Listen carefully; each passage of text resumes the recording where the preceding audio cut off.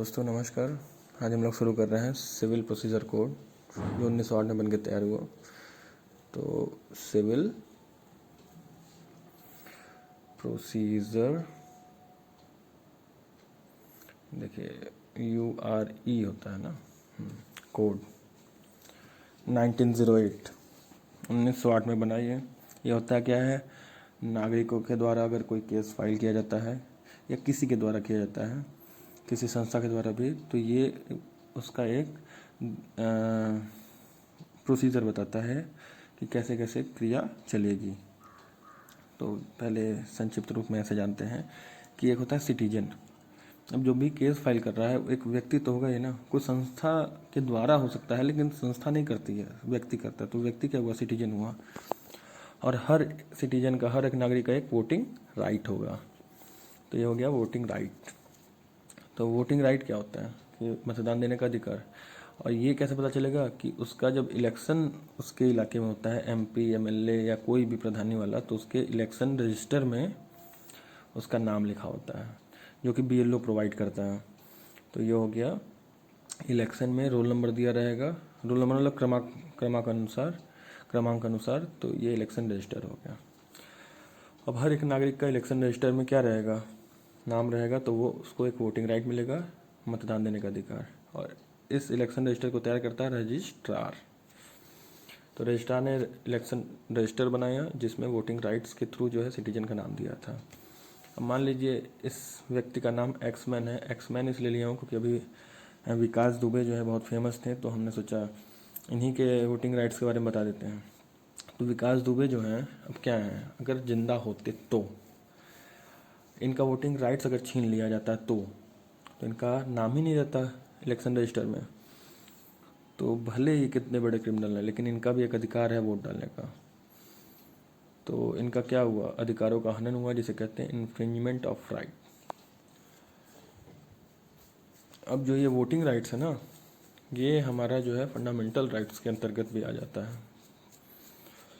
तो हम क्या करेंगे, केस फाइल करेंगे किसके खिलाफ, उस रजिस्ट्रार के खिलाफ। क्यों, क्योंकि इलेक्शन रजिस्टर में हमारा नाम नहीं था। तो कहाँ केस फाइल करते हैं हम लोग, सिविल कोर्ट में, जिसे दीवानी कचहरी कहते हैं हम लोग। तो दीवानी कचहरी में हम लोग केस फाइल करेंगे, जज बैठेंगे, उस पर सुनवाई होगी। तो रजिस्ट्रार और हमारी पेशी भी होगी जहाँ पे हम दोनों के पक्ष रखे जाएंगे। समझ गए। तो एक एक्समैन जो विकास दुबे हैं, उनके वोटिंग राइट्स का हनन हुआ, उनका नाम नहीं था इलेक्शन रजिस्टर में, तो रजिस्ट्रार के खिलाफ हमने केस फाइल किया। अब विकास दुबे को प्लेंटिफ कहा जाएगा। जो भी केस फाइल करता है उसे प्लेंटिफ करते हैं, और जिस भूमि पे उसकी संरचना की जाती है उसे प्लेंट कहते हैं। समझ में आ गया। तो प्लेंटिफ कौन हुआ, जो केस फाइल कर रहा है।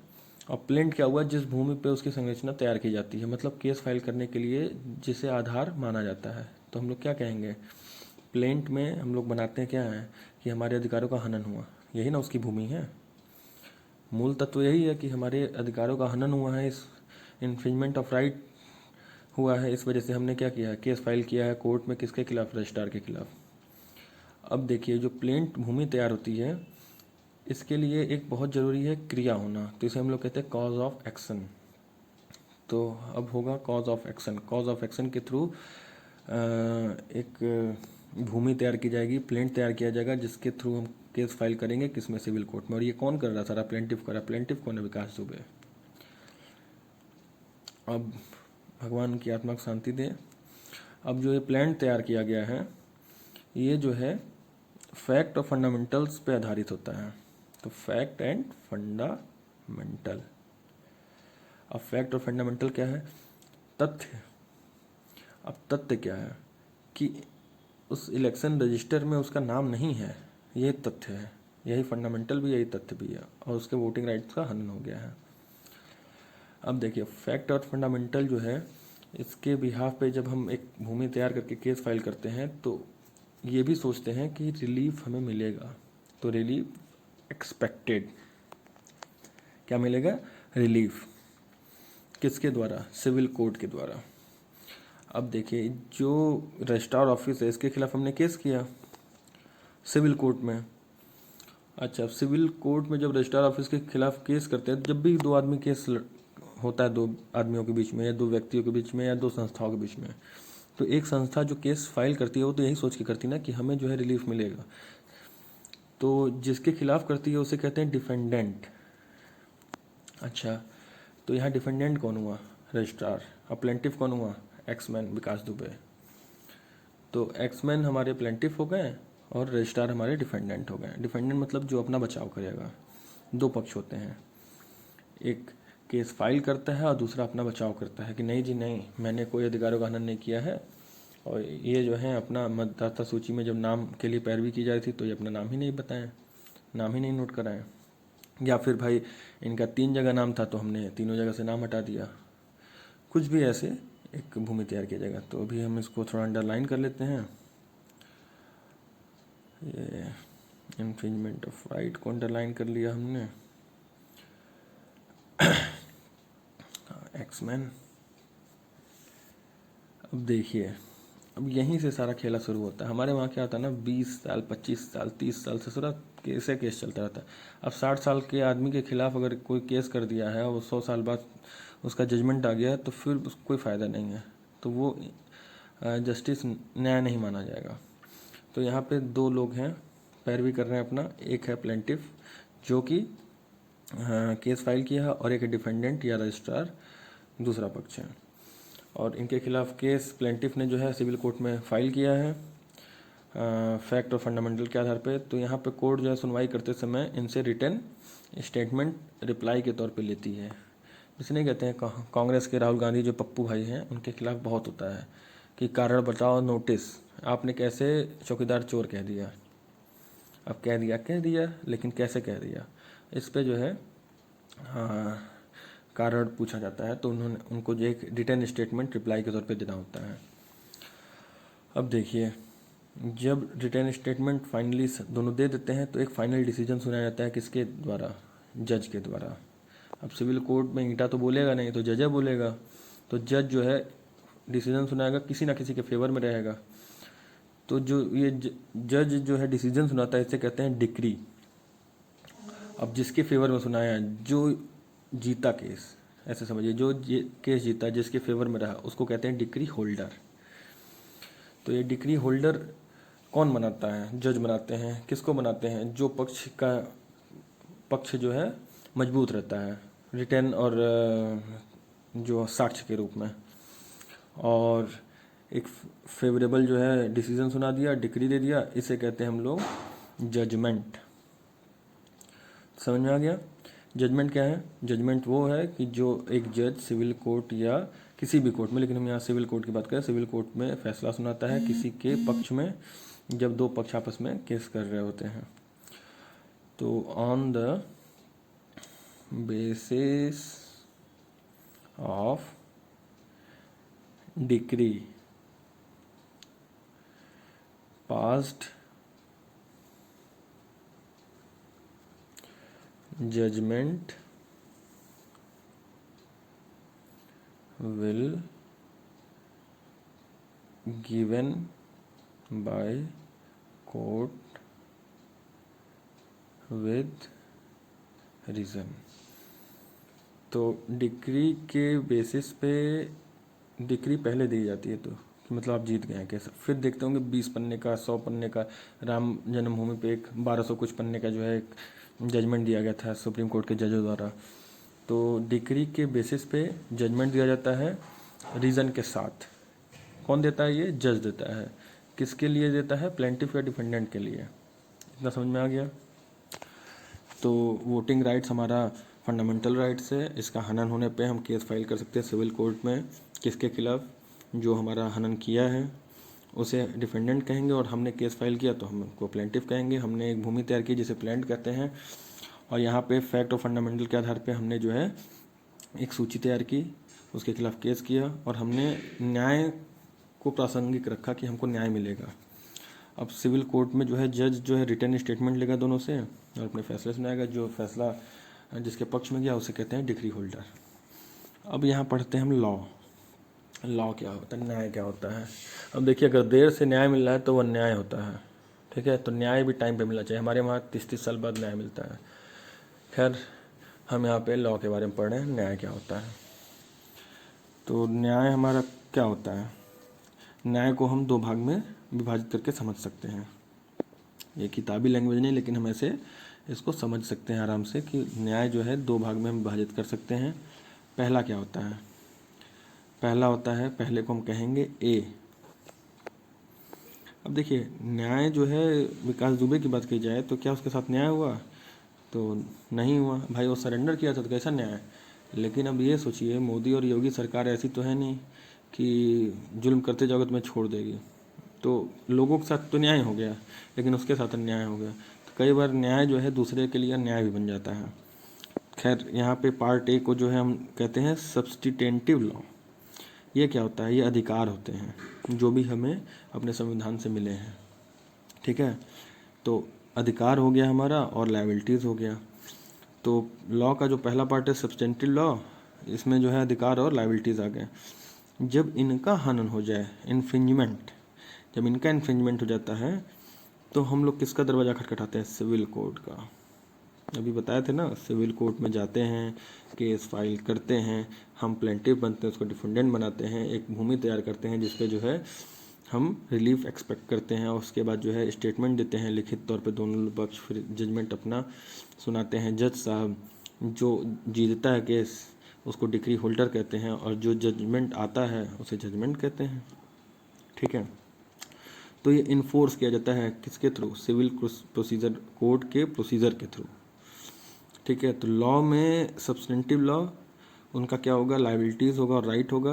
जब उनका हनन होगा तो सिविल कोर्ट में हम केस फाइल करेंगे, एक प्रोसीजर के थ्रू जो है उस पर एक सुनवाई होगी। और वो प्रोसीजर क्या होता है? To arrive at a decision. ठीक है, तो इन्फोर्स भी किया जाता है उससे। ठीक है, तो टू अराइव, अब हम लोग जब रास्ते पे गाड़ी चलाते हैं तो किस लिए चलाते हैं? किसी मंजिल पे पहुंचने के लिए। तो एक डिसीजन पे पहुंचने के लिए हम लोग क्या करते हैं?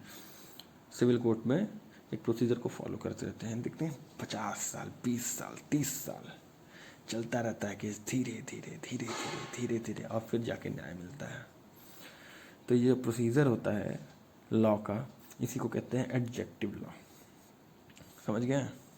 बहुत लंबा है ससुरा। हम तो कहते हैं कि इसको छोटा कर देना चाहिए। कई सारे कोर्ट, कई सारे जजों का, अरे हम लोग खुद ही बेरोजगार बैठे हैं, हम ही लोग को जज बना दें, थोड़ा बहुत तो सुना ही देंगे ना फैसला। तो प्रोसीजर लॉ में एडजेक्टिव लॉ जिसे कहते हैं, उसमें क्या होता है? ये कभी आपके अधिकार ना लेता है ना आपको देता है। तो प्रोसीजर समझ में आ गया ना? प्रोसीजर में ना आपको अधिकार दिया जाएगा, ना आपके अधिकार का हनन किया जाएगा। ठीक, तो it does not give any right nor take any right, takes any right. ना तो ये आपको अधिकार देता है ना अधिकार लेता है, लेकिन आपके अधिकार के हनन पे जो आपने केस फाइल किया है उस पे जो है एक प्रोसीजर, एक क्रिया बनाता है, अनुक्रम के थ्रू जो हम वो केस फाइल करते हैं, अपना सुनवाई कराते हैं। तो ये सब गाइडेंस किस में है? सिविल प्रोसीजर कोड 1908 में, जिसे हम लोग शॉर्ट फॉर्म में CPC 1908 कहते हैं। 1908 में बन के तैयार हुआ, मतलब अंग्रेजों के समय में। वही अभी तक चला आ रहा है। अपना तो कुछ दिमाग है ही नहीं। अपना दिमाग होता तो शायद आज के हिसाब से हम लोग सोचते हैं, कुछ नया सोचते हैं, कुछ नया करते हैं, जल्दी से जजमेंट आता है। लेकिन नहीं, वही चल रहा था। वो सब अंग्रेज बनाए थे ना, कि भारतीयों को दबाने के लिए स्लो केस प्रोसीजर बनाए थे। तो 1908 के CPC के थ्रू एक डिक्री या जजमेंट प्रोसीजर को फॉलो करते हुए दी जाती है। ठीक है, किसी न किसी एक पक्ष को, जिसके पक्ष में दी जाएगी उसे क्या कहेंगे? Decree holder. तो CPC 1908 अब ब्रीफ में समझ लेते हैं हम लोग। ये 2 भाग में हम लोग विभाजित करते हैं, पार्ट 1 और पार्ट 2। तो पहले पार्ट 1, इसमें क्या होता है? इसमें 158 सेक्शन होते हैं। अब ये सेक्शन क्या है? अनुच्छेद, जिसमें सारे प्रोसीजर दिए हुए हैं, हर एक मामले की प्रोसीजर। तो इसलिए देखते होंगे ना कि कोई कोई बहुत बड़ा केस हो जाए, सच्चिदानंद भारती का केस, गोलकनाथ का केस, तो और नलिनी और मुरुगन का केस जो राजीव गांधी की हत्या रहते, इनसे भी जो है सुप्रीम कोर्ट और हाई कोर्ट और डिस्ट्रिक्ट कोर्ट भी, सेशन कोर्ट भी राय लेती रहती है। राय मतलब वो आके राय नहीं देते हैं, उनके लिखित स्टेटमेंट से ही अपने जजमेंट सुना देती है कई बार। तो ये हेल्प करता है डिसीजन देने में। तो इट क्रिएट जुरिसडिक्शन, ठीक है। और दूसरा होता है पार्ट 2 स्केड्यूल। अब हम लोग तो देसी आदमी अंग्रेजी पढ़ लेंगे तो शेड्यूल कहेंगे, लेकिन आजकल कंगना रनावत हैं, मलाइका अरोड़ा हैं, हमारी फेवरेट है आलिया भट्ट हैं, तो ये लोग जो है स्केड्यूल कहती है, तो हम भी थोड़ा स्टाइल स्केड्यूल कह रहे हैं। स्केड्यूल मतलब एक रूल जिसके तहत जो सिविल प्रोसीजर कोड के जो है 158 सेक्शन के तहत एक्सरसाइज किया जाता है, जिसे हम लोग कहते हैं अपने देहाती भाषा में प्रैक्टिस। ये वकील जो है ना प्रैक्टिस कर रहा है आजकल, कहते हैं ना, तो प्रैक्टिस मतलब एक्सरसाइज। अब व्यायाम वाला एक्सरसाइज नहीं, ये एक्सरसाइज है कि लिखित तौर पे या मौखिक तौर पे हम लोग जो है कोर्ट में जाके अपना अध्ययन करते हैं। तो समझ गए, 1908 के तहत हम 2 भाग में इसको विभाजित किया, पार्ट 1 पार्ट 2। पार्ट 1 में हमारा सेक्शन है और पार्ट 2 में हमारा शेड्यूल है, ठीक है। तो बॉडी ऑफ लॉ, अब देखिए एक्सरसाइज का नाम आ गया तो ये मत सोचिएगा कि जो लॉ है हमारा, न्याय है, वो जो है खूब एक्सरसाइज करता है और सलमान खान की तरह 6 पैक लाता है। नहीं नहीं नहीं, ये बॉडी मतलब उसके अंग। तो पहला अंग क्या, प्रोसीजर है। बिना प्रोसीजर के जो है कोई लॉ एग्जिस्ट ही नहीं करेगा। अब मान लीजिए प्रोसीजर नहीं है तो आप कैसे केस फाइल करेंगे, तो केस फाइल करने के लिए प्रोसीजर चाहिए। फिर दूसरा आता है प्रैक्टिस, प्रैक्टिस करना पड़ता है, उस पर सुनवाई होती है, उस पर बार बार कोर्ट जाना रहता है। अब देखिए महेश भट्ट और आलिया भट्ट के खिलाफ महाराजगंज कोर्ट हमारा जो है, इसने केस फाइल किया है धार्मिक मामलों को लेकर, तो ये सब जो है प्रैक्टिस के अंतर्गत आ गया। फिर इसमें मेथड आते हैं, किस किस मेथड के थ्रू क्या क्या सुनवाई और क्या क्या साक्ष्य पेश किए जाएंगे। तो ये सब किसके अंतर्गत आता है, सिविल लिटिगेशन के अंतर्गत, ठीक है। तो भाई लोग नमस्कार, और ठीक लगा हो तो बताइएगा हमें। यहीं पे हम इसको समाप्त करते हैं। ये था पेंडेमिक क्लासेस, चूँकि कोरोना चल रहा है और एक बहुत बड़ा पेंडेमिक है, तो हमने इसका नाम भी रख दिया पेंडेमिक क्लासेस, क्योंकि ये कोरोना में जो इजाद हुआ है। और मैं हूँ गोरखपुर वाले Pandey ji. Facebook, WhatsApp, Instagram और यूट्यूब पे हमारा चैनल है, वहाँ लाइक, सब्सक्राइब, बेल आइकॉन को थोड़ा सा दबा दीजिएगा और शेयर ज़रूर करिएगा भाई साहब। नमस्कार।